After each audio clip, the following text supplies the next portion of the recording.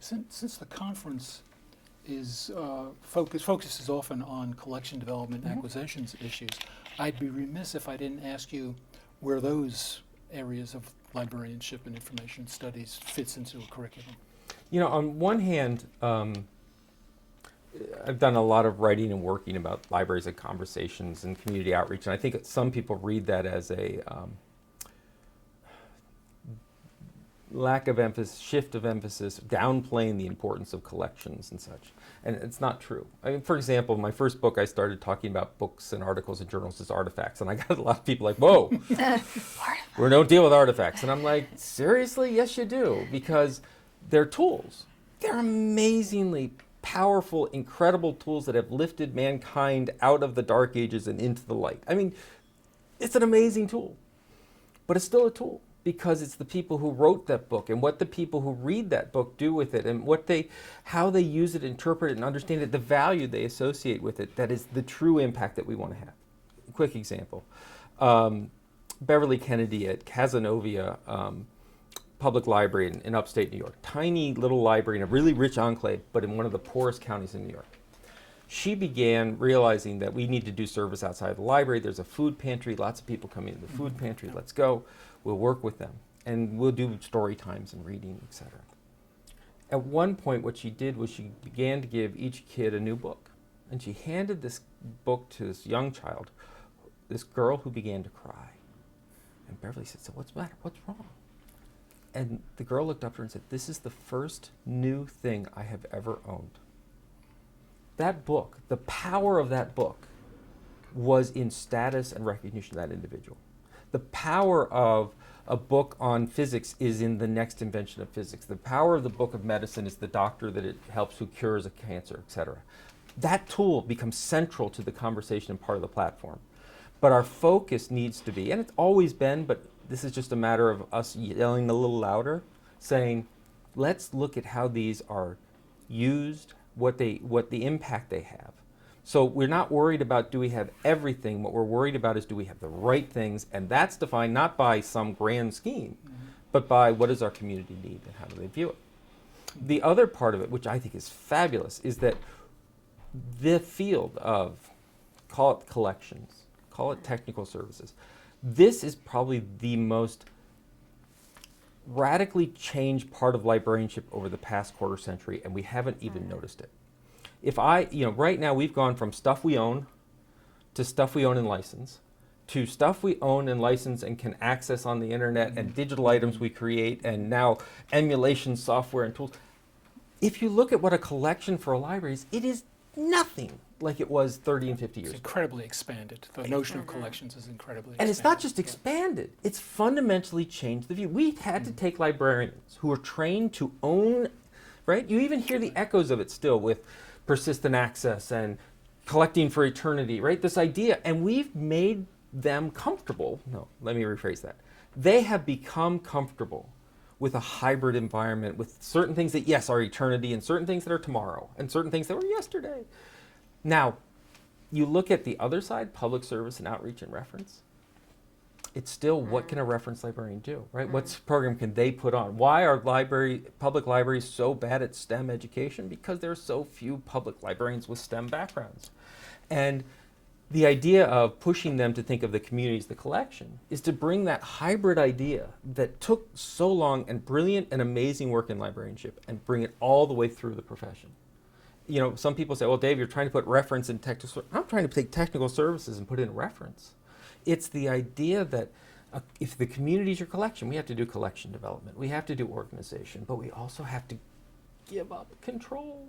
We have to realize that we don't have to own everything that happens in the library function. So well, promoting access becomes as important as ownership. Absolutely. Yeah. Absolutely. I think so. Well, looking ahead, so what does the emphasis on this evolving type of education say about our future, about the future of libraries? I mean, what can we look forward to? And maybe not just libraries as a space or as a place for librarians, but I mean, what does this say about our content providers and publishers? What does this mean for them? You know, I think moving forward, it's good news. I am we're searching for 4 positions. One of them is an instructor position in technology, and I had a friend of mine, another university, push back with, this reads so traditionally. You need to do cooler stuff with tech and bring whatever.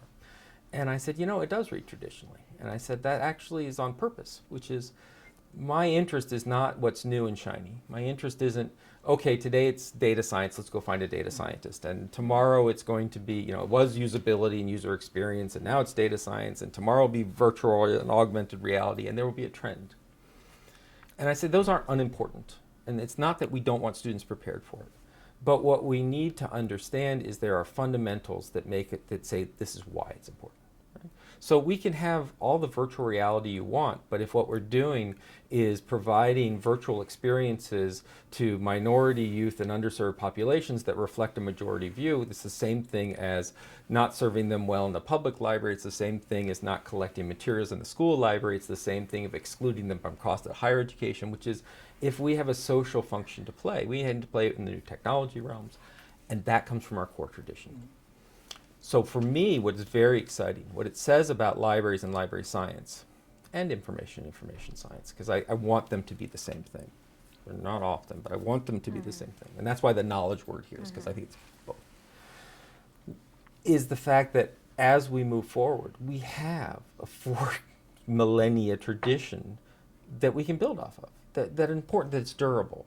And so for me, what it says is, we think about the knowledge wheel and what's exciting with impact and social impact and making a change, and not just writing a great study that gets in great publications that gets us a wonderful recognition by a provost, but going out there and doing it.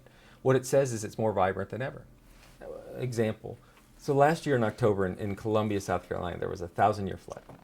What happens is there was so much rainfall in a short amount of time. What it began doing was not only overflowing rivers were cresting and such. There's a huge undiscovered, unregulated world of dams, right? So people would come in and they wanted to build a beautiful real estate and charge a lot of money for the homes. They dam up the creek. Suddenly you have a little lake and it's pretty. And they weren't regulated. They weren't necessarily up to code. And so what happened with all this rainfall is it began a cascading effect where one of these dams that dammed up a creek suddenly released to a next one that dammed up a creek, that suddenly you had a huge flood. The University of South Carolina, which I'm amazingly impressed, and I can say that as a new person, not just trying to be, my alma mater, looked and said, what do we as a university do in this? How do we figure out how to learn from this situation? Gave out a series of grants going, think about this. And our school got a number of grants to look at public libraries in the flooding. What happened? For example, when FEMA came in to figure out how they were going to do disaster release and recovery, they set up in public libraries. Not just because they were there, but they were there in each community. They were open and people knew about them, right? And they realized that when that flooding occurred, people needed basic health information, like don't go into the water because it's not just pretty pond water, it's also overflowing all our sewage treatment plants. And, things like that. Even environmental conditions, there are stories that people were in their house and the house wasn't flooded because it was up on a slight hillock, but there was water all around it, full of water moccasins. Honest to God, I live in a place where there are water moccasins now. But, how do we inform them? People with disabilities. When the Hurricane Matthew came through, they had to evacuate people from Charleston and the coast.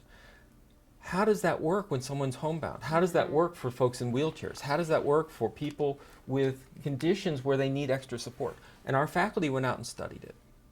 And didn't just study it. They began to say, this is what you can do, and here you can build this service, and this is how we can contribute here. And began things like, we have a project where we're working with our GIS and our medical school on mapping the university setting for people with mobility issues. Because, for example, there are places where you can get down into a place and not back out because they haven't thought that far through. Where are the machines, or where are the doors that have automatic openers, and which aren't working, and how can we report back to it? That's good methods, qualitative methods. We're going to now do a follow-up for Hurricane Matthew because there was additional flooding and horrible things. We can now go and do replicate some of those same studies and have that same question. And then develop policies and procedures and actions. And so what that comes from is, it's back to the social actions, back to making a difference. What we want to do is not only study the world and document the world, but help it. The University of South Carolina is an R1 ranked Carnegie Research Institution. That's good. It's important. We do good science. It is also one of the few R1 Carnegie institutions, that Carnegie is also ranked as one having community outreach and impact. That it is a scholarship in action. It is not just good and brilliant scholarship and research and things that get us tenure. It's in action, so it improves the communities of which we are part of.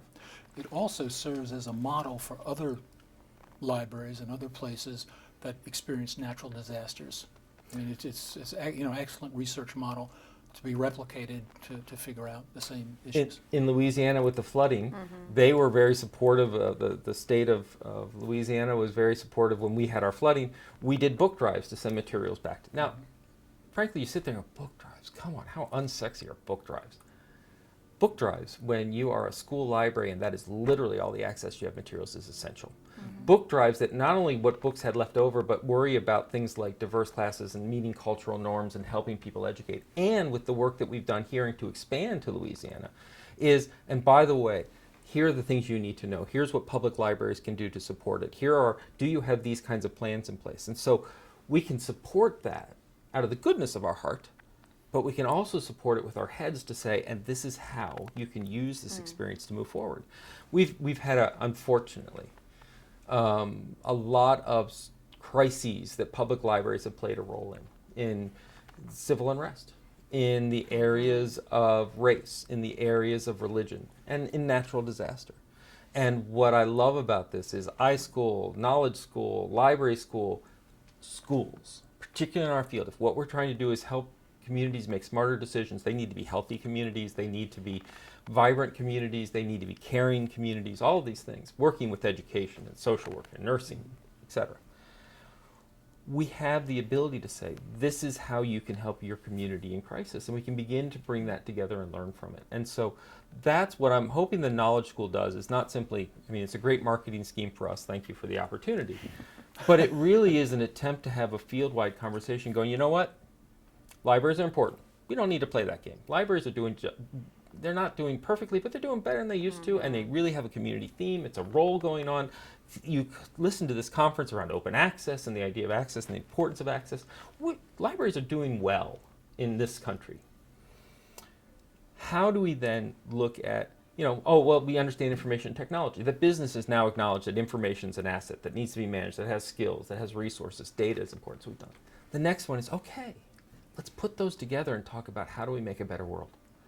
And that activism is what drew me into the profession to begin with. It's what draws students in. It's how we're trying to attract faculty. And it is just so much more satisfying to go and learn, because we learn every single day. As a faculty member, as a student, as an alumni, as a staff member, as a human being, we learn every day to go into a place and say, yes, I just learned and you fed my mind, feed my soul.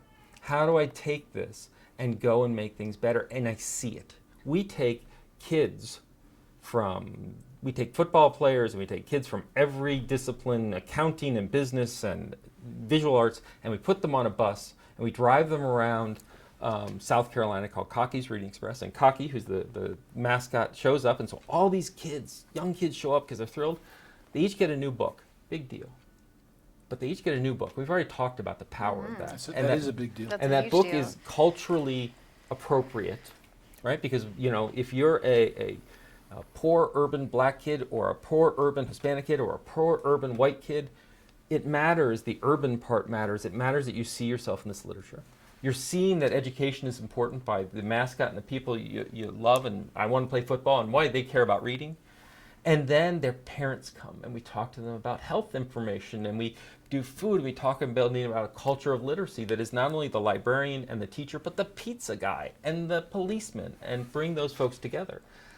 That's where this field, where librarianship has always made an impact, whether that's in exploring civil rights in a higher education context or moving social justice in sociology. Libraries have played a role in activism, and it's one that I think we should be very proud of, and it's one that I think sits at the forefront of what we're talking about.